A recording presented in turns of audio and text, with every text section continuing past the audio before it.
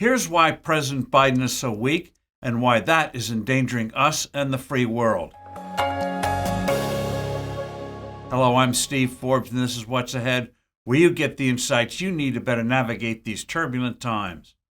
One characteristic of a strong leader is being able to successfully adjust to changing circumstances. The world is undergoing ominous shifts, but Joe Biden is floundering. His weak and confused responses are a vivid and worrying contrast to what past presidents have done. After World War II, for example, the U.S. intended to withdraw its forces from Europe, but the growing menace of the Soviet Union led President Harry Truman and a bipartisan coalition to fundamentally alter traditional American foreign policy. No more isolationism. The U.S. would take the lead role in saving the free world. For the first time in our history, America would maintain a large peacetime military. Unfortunately, President Biden and his crew refuse to adjust to a world that is becoming more dangerous. They still act as if it were the early 1990s, when the U.S. was indisputably the sole global superpower. Today, China, Russia, and Iran are bent on reshaping the largely benign world order that took shape in the aftermath of the Second World War. What is worrying is that their growing aggressiveness guarantees a military confrontation. China harasses U.S. ships and aircraft. It is getting more violent with Philippine shipping vessels and other craft in the South China Sea. It routinely violates Taiwanese airspace and conducts ever more elaborate military exercises near that island. Iran is probing more and more with its armed proxies, most notably the Houthis, disrupting shipping in the crucial Red Sea.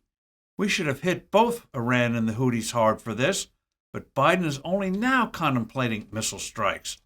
Astonishingly, Biden continues to appease Iran by letting it violate sanctions. The sale of oil to China and others has given the mullahs tens of billions of dollars to strengthen its military power. When President Biden met with Xi Jinping a few weeks ago in San Francisco, the Chinese came away believing the U.S. is so fearful of a war with Beijing that it'll do little to stop China's aggressive moves to establish its control of the South China Sea. So much for our 220-year-old bedrock principle of freedom of the seas.